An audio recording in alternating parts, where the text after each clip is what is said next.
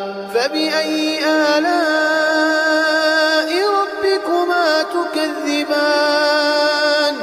يخرج منهما اللؤلؤ والمرجان فبأي آلاء ربكما تكذبان وله الجوار المنشآت في البحر كالأعلام فبأي آلاء